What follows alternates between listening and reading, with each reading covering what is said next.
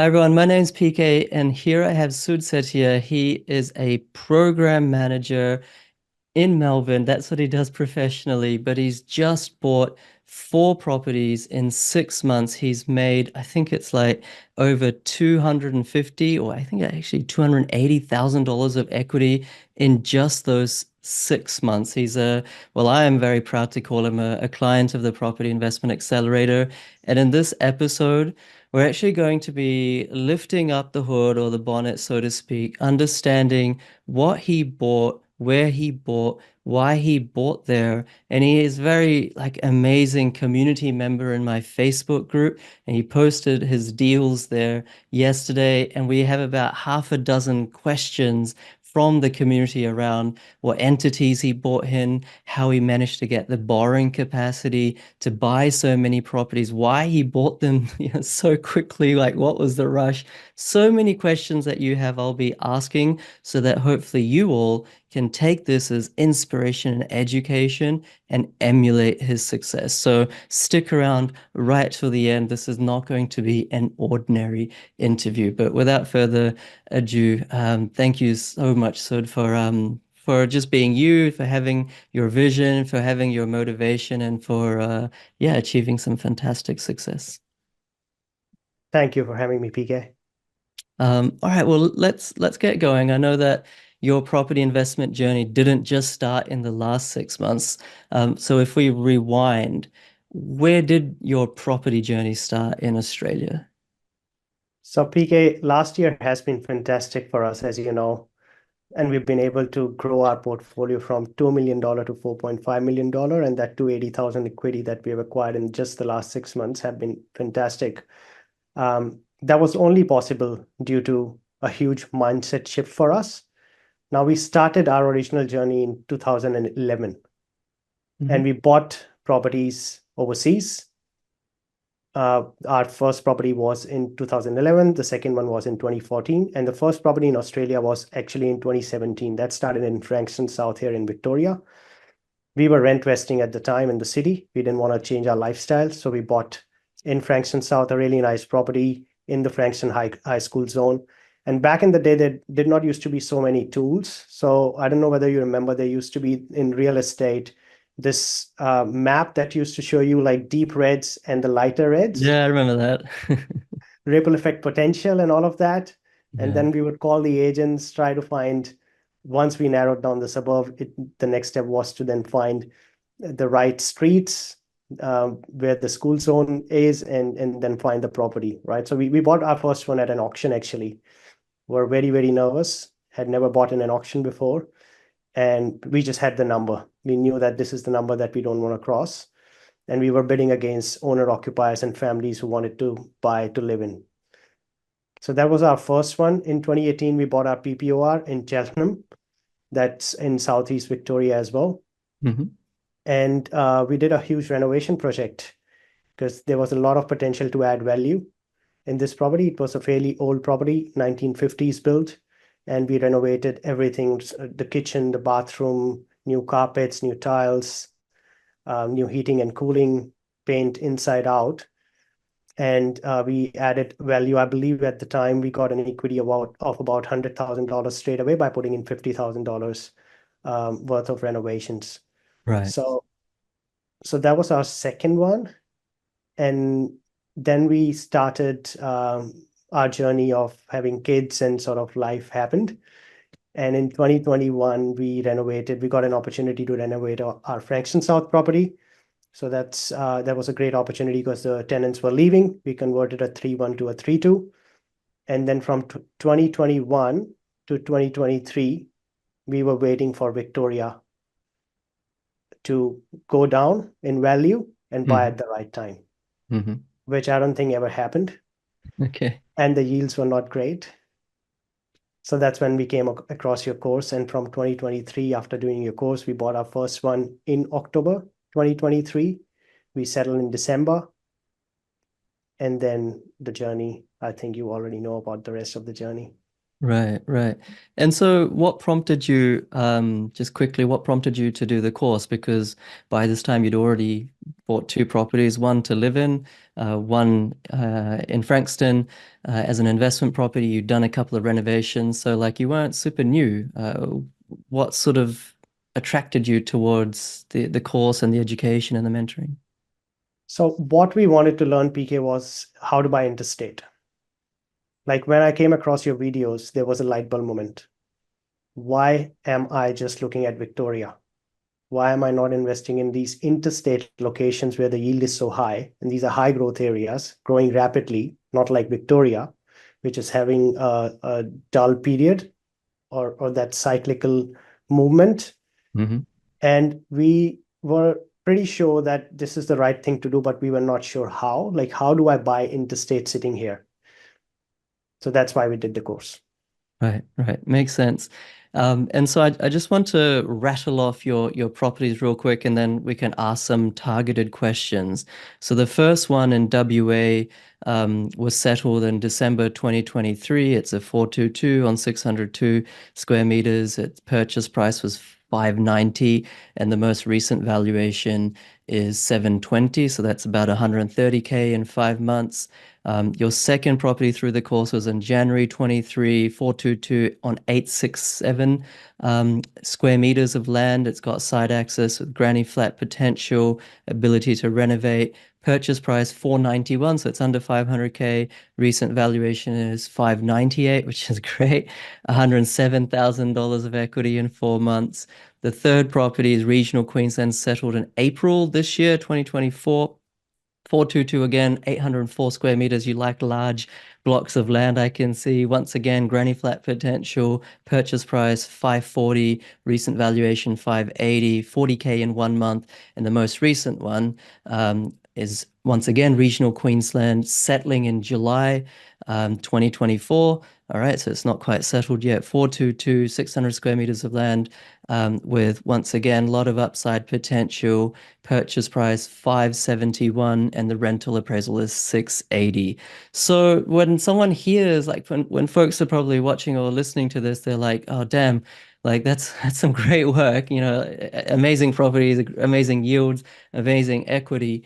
Um, just to kind of break it down, where did you get, like, was it through just savings that you were able to fund all of the deposits and the capital for all these properties, or did you use equity from one of your existing properties? It was majorly through the savings. I haven't extracted equity actually yet.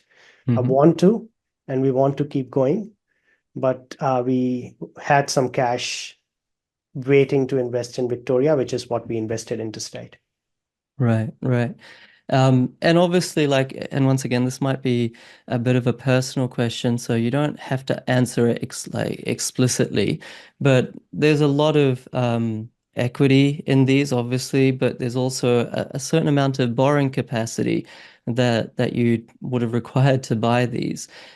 Is it fair to say that you're on a pretty good incomes? Are you on joint incomes, or how did you service all this debt?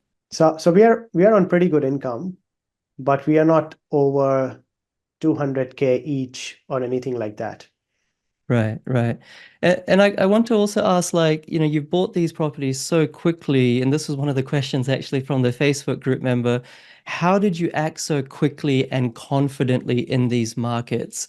And once again, if you can answer with a view to trying to help folks who are watching or listening so they can try to do this as well. What are some key tips? How did you do this so fast? So I think the biggest thing for us was knowing our why, our goal. We set that in stone. We write that every morning and we read that 2 times a day so that we don't forget our goal and we are able to take persistent action, which is the second important step that has helped us in our journey, taking persistent action. So we were faced with a lot of challenges, but we did not give up. We kept going. Going with speed has also helped us. So, like if a property comes up on the market, really calling the agent straight away on the same day and making an offer if we can. So that has helped secure properties as well. All these four deals were either off or pre-market, Right. and we were able to build good relationships with those agents.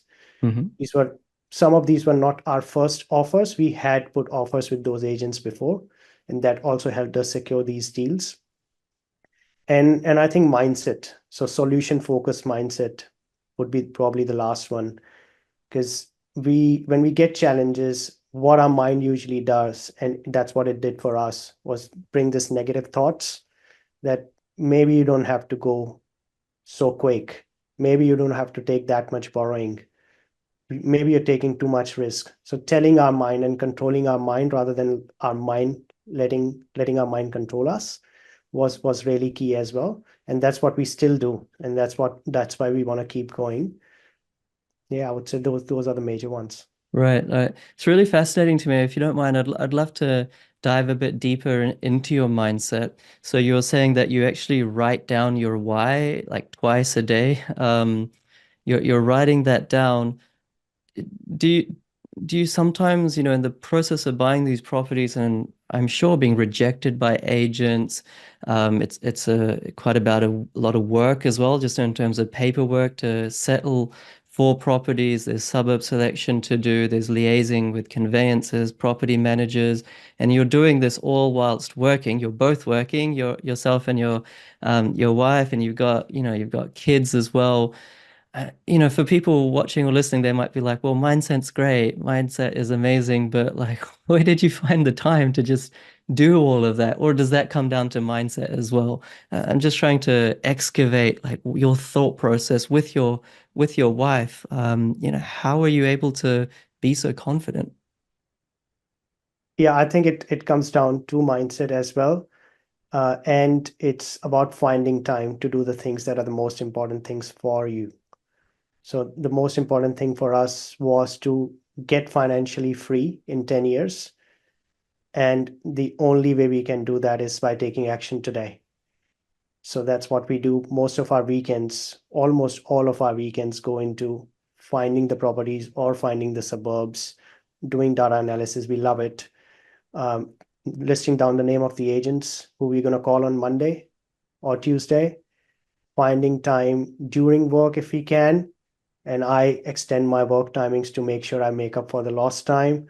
So as far as I'm working 40 hours a week and getting the outcomes, that's what matters. Hmm. And then also after hours, I wake up first thing in the morning, 5 o'clock, to start my day early and do focus blocks again to work on that real estate journey. And the most important thing also for us is that we enjoy it. Like we Yeah. absolutely love it. We are so passionate about real estate that all of this calling agents, building relationships, buying a property, finally securing something, that all excites us. Yes, Right. there are challenges or there's an issue in the build and pass. What do we do? But we already know and are prepared in our head that that's part of the process. There's one thing that I've always learned: happiness doesn't come after success. It's actually happiness first and success later. And what I mean by that is back to the enjoying the journey bit, is if we are not happy enjoying the journey, the success would be delayed. The success could take years because we're not performing at our best. But if we are happy, we are absolutely performing at our best potential. That's what I feel, for ourselves. And then the success just comes, it follows. Right. That's terrific advice. I just want to digest that and really think about it, because I feel that many investors may see property as just a vehicle for their why. Of course, the why is what they're passionate about, which is the case for you as well. But they're not so passionate, I guess, about property itself. It's just a vehicle to achieve their why. But you're actually passionate about property. What advice would you give to someone who, you know, they like property, they're DIYing it, they're doing it, but they're missing out on properties, or, when, they'd rather be watching Netflix or hanging out with their kids, all good things as well. They're doing like suburb selection, or they're calling agents, or they might be like, like I've called four agents. That second one was super rude to me. To hell with all of this property stuff. Like people who aren't enjoying the journey like you have, what are some tips that you can give them so that they too start enjoying the journey? They too start living in the present. They too start actually enjoying the process rather than having this mindset of like, let's just get this done with so I can retire. Because like I feel that's a very transactionary, myopic, like artificial or superficial approach to life, but that might be the reality for people. So, what advice can you give so people can also enjoy the process like you have? Well, the first question that I would ask myself if I was in their seat is, do I enjoy real estate? Am I passionate about real estate? Because if I'm not, I might not actually enjoy the process, right? So maybe it's not the right thing for me to invest in. Maybe it's something else. Oh, I love that. I love that answer. Yeah, I mean, we always have this, people who are into property like me, we always have these debates with people who love stock market. And it's like, oh, property's better than stock, stocks are better than property. But I think that's some pretty grave words from you. It's like if you like stocks and you can make a better return leveraged versus property, then double down on what you enjoy. Because whatever you enjoy, you'll be good at. I remember my mum used to tell me, if you enjoy the food that you eat, then you'll digest it. But if you don't enjoy it and you're just having to eat it because someone's forcing it, then you won't digest it and therefore it won't be healthy either. So it reminds me of that. So a similar sort of concept. And I want to ask you as well, in terms of buying interstate, of course, that was the main reason you did the course.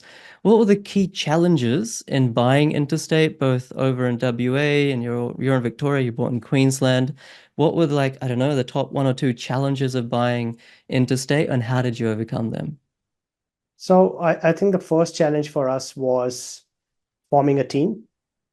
And one of the key learnings for us has also been, don't spend time on petty things or non-important things. So have the 80-20 rule. What are those 20% things that will get you the 80% value? Like initially when I started, I was looking to negotiate the best PM fees. I was looking to find the best interest rate. These are non-important things. Getting into the market is the most important. That's what we have learned for ourselves. That will give you so much capital growth. Like if I bought instead of December in August, I would have had another 50, $80,000 of capital growth. Mhm. It just gets you in early, and that's what's the most important thing is. So understand what are those biggest things. Finalizing suburb probably is understanding what area to invest within that suburb probably is. Talking to real estate agents is probably the number one as well to finally get the deal. So focus on those items. Right. Yeah, Pareto principle, 80-20. Keep the main thing the main thing. I like that because I'm also guilty of it in different facets of life. You get really upset because the property manager sends you like I don't know, electricity or electrical wiring maintenance bill costs $300 and she's done that, 2 months in a row. You're like, oh, that's $600. This property investing thing's not for me. It's like $600. It's nothing compared to like the 100,000 you've just made in the last year. But the mind is a monkey and you got to keep it under control. But even though you've done the 80-20 really well, what I love is that you've actually bought really solid properties. They're all solid brick homes. They're on quiet streets. They're in great suburbs, minimal. You see, these are your words, minimal public housing, not many renters. They're really good owner-occupier pockets. In terms of like the entities or the structure, are you buying these? Did you buy them all in your own name, with your wife, or were they in trusts? Or could you take us through that?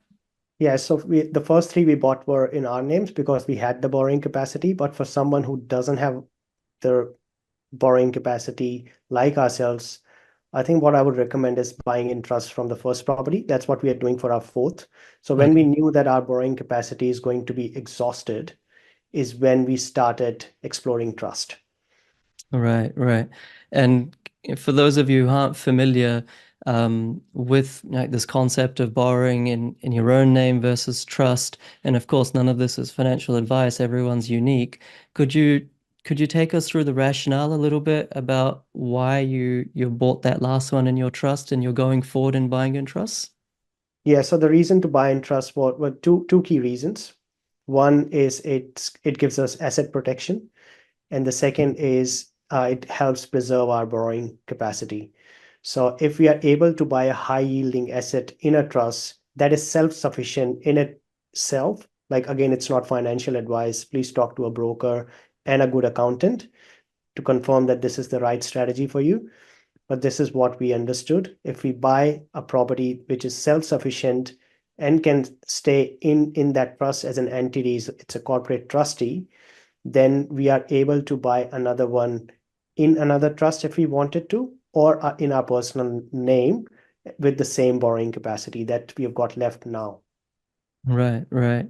And for these four, three in your own name, one in a trust, what kind of LVR, like how much deposit were you putting for each of them? Like, are these like really heavily geared? Are you going up to like 95% loan, only 5% deposit?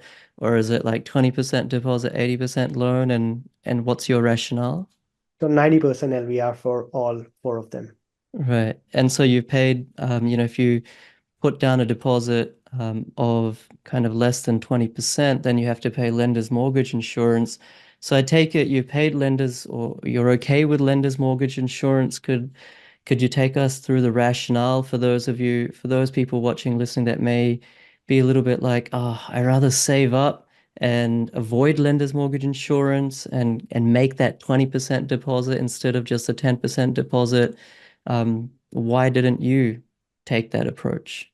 So when we wanted to get first time in property investment in Australia in 2017, that's when we paid LMI back then. And the reason was that we had around $50,000 saved up that we wanted to use. So about 88% lending is what we got. And Hmm. we bought a $628,000 property, but we wanted to get in, right? And we made money out of that property. So getting in is more important. For these last four, we haven't paid any LMI because we work for a bank. Oh, okay. So for us, LMI, 90% LVR, it doesn't, like the bank doesn't ask for an LMI if we are going 90%. Anything lower than that, yes, we'll have to. Got it. Makes sense. Well, you're lucky in that way. That's good for you. Um, do you know, do banks waive LMI even if buying in different trusts, or is it only into your personal name? Even in the trust. Oh, okay. Right. So we've been fortunate that way. We've also been fortunate because we had a fixed interest rate of 2% on our PPOR. Right, right. So that's helped too with the borrowing capacity. Gotcha. I assume at some point that fixed interest rate's going to jump up to 6 or 7% when the fixed period rolls over, assuming interest rates don't fall significantly anytime soon, which I don't think they're likely to do. In terms of your cash flows, I'm sure a lot of people are wondering, you've got six properties now, these recent four plus your own one to live and your existing um, rental property. What's kind of like your overall cash flow position? I mean, I don't expect you to know it like down to the exact dollar, but is it like tens of thousands of dollars that your portfolio is costing to hold, and how are you dealing with that, or is it better than that? So over the next couple of years, we would be about $20,000 a year that would we would be paying to hold these properties. Hmm. And then the forecast that I've got based on the interest rates is we'll go down to 10,000, then 5, and then from third year onwards, we'll be positively geared. And this is the Right, same thing we observed in our property that we bought in 2017 as well. It was originally negatively geared $10,000, one property in Victoria. That's Victoria for you. And it stayed like that for a couple of years. Victoria was flat, and then it became neutrally geared and then positively geared. right. And so what would you say to someone who is thinking, well, it doesn't make sense to invest in property because each of those properties is costing like $4,000 to $5,000 in negative gearing. Negative gearing is not a great thing. It means that it's costing me to hold. property investing is just not for me. Or let me wait to for interest rates to come down, and that's when I'll get into the market. Why don't you do that? So as Warren Buffett says, buy when the fear is in the market, not when there is greed. I think he says something on those lines, but Sure. that's what we wanted to do. So the last thing we wanted to regret was we didn't go hard during COVID. We did not do something. We did not buy. That's what we regret as human beings, right? We don't regret doing something. We regret not doing something. And now when the interest rates are rising, there's news now, potentially there's another rise coming. We want to buy two more if we can during that time because there would be less competition. And when the interest rates finally come down, there would be greed in the market and everyone would want to buy. Everyone who's been holding off to buy would want to buy then, and that will further increase the prices and we'll have more Right. Oh, well, equity. well answered. No, that I would hate to think what happens when hopefully interest. I mean, I'm kind of going out on a limb and saying this, but I genuinely don't think interest rates should come down very quickly anytime soon because it would cook the housing market so much. Even right now, in May, I think the CoreLogic stat was that national house prices grew by 0.8%. So if you annualize that, that's double-digit growth, and that's with potential interest rate rise lurking, although I don't think that's probably going to happen. We're probably just going to be at this level for a long time. But yeah, when interest rates do fall, definitely what you're saying is likely to happen, more demand in the market.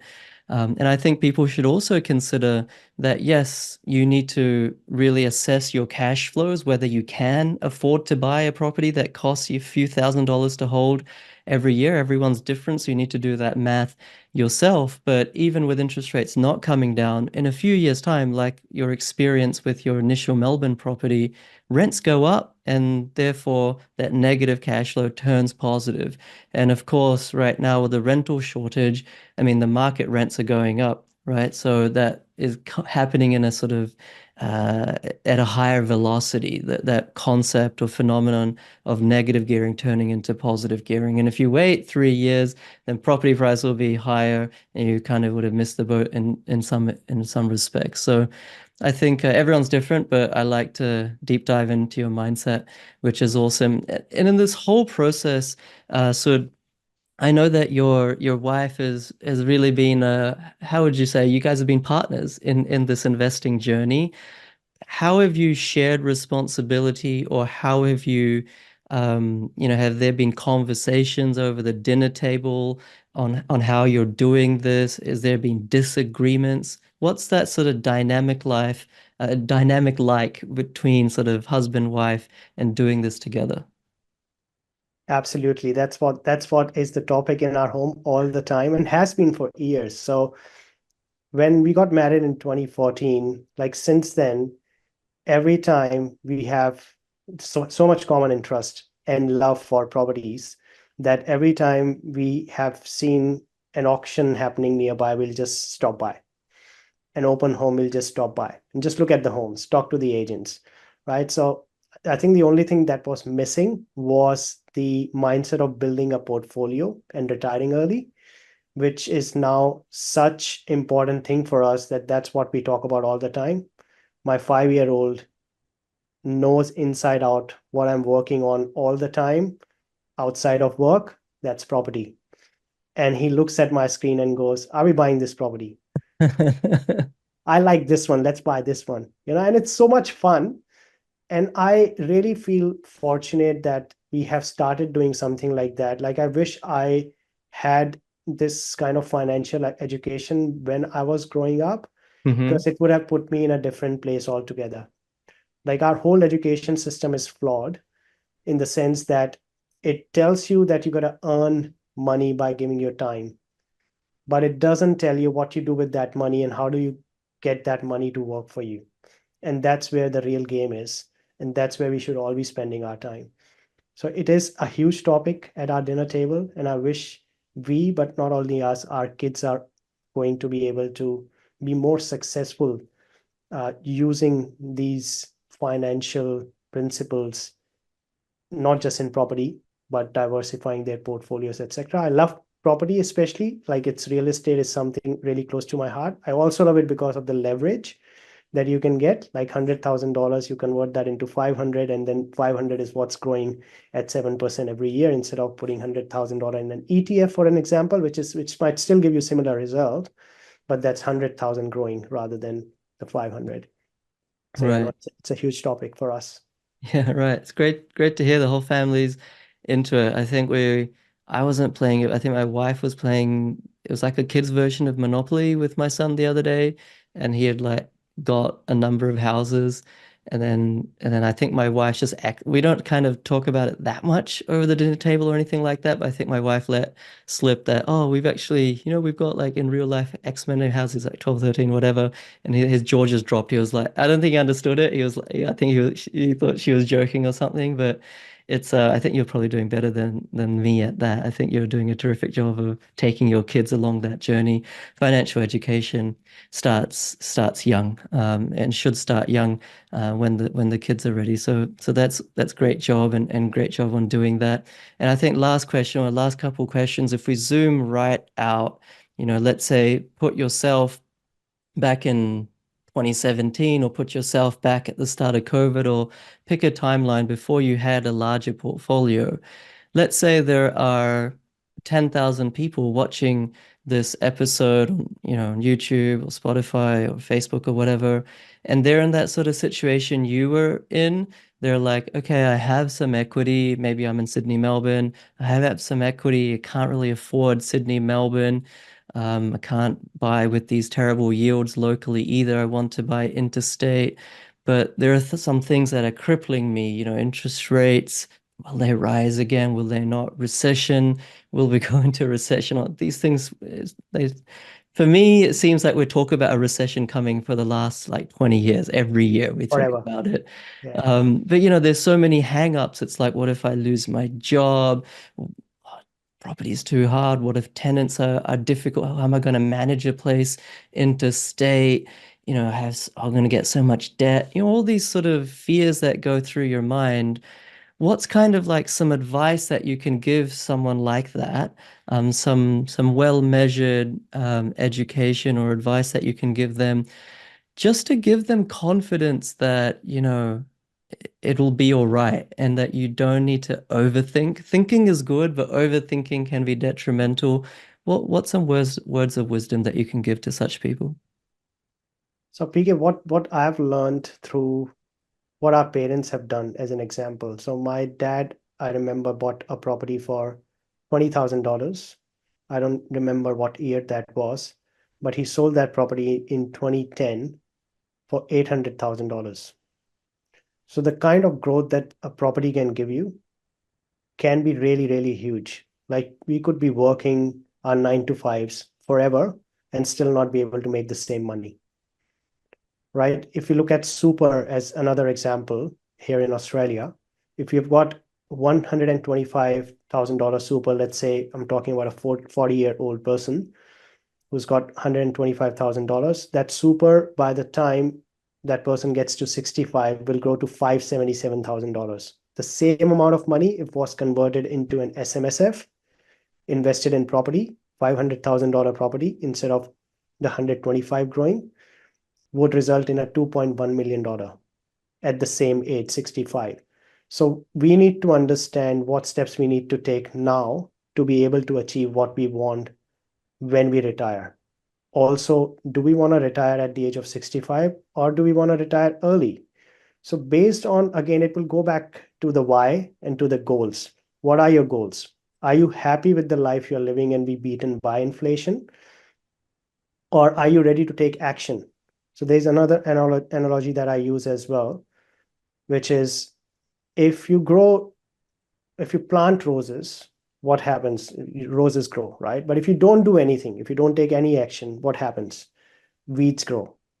So in property sense, if you are investing in property now, what happens? That property grows, gives you, a lot of return in a few years. But if you're not taking action now, what happens? You're being beaten by inflation and your money in the bank is eroding. Right. I mean, you can't can't argue with that. Well, well said.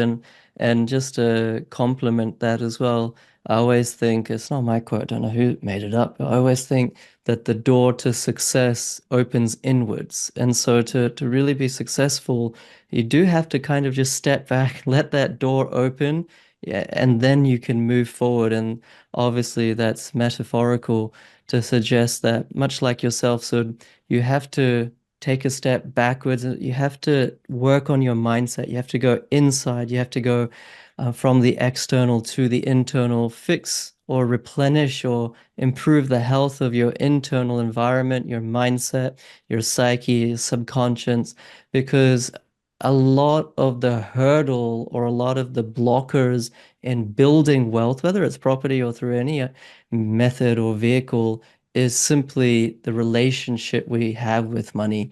And I think hearing you and all the things that you're saying, your relationship with money is very healthy insofar as there's no like greed there per se, but there's a clear why. In 10 years' time, I want financial freedom. You have a family, presumably want to spend more time with them. And you're enjoying the process because, like you said, I'm just repeating what you said earlier.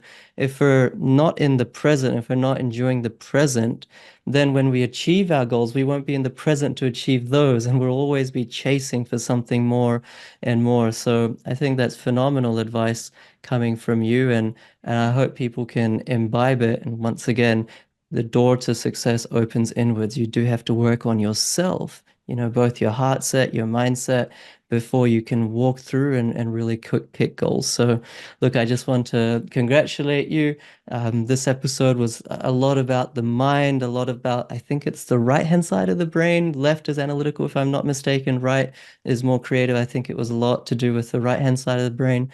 I think that is equally, if not actually more important. Strategy is great, but without the right mindset, strategy crumbles and it deteriorates, or it never gets built in the first place. So, thank you so much for sharing your words of advice. I know that you're not stopping. You're going to continue buying.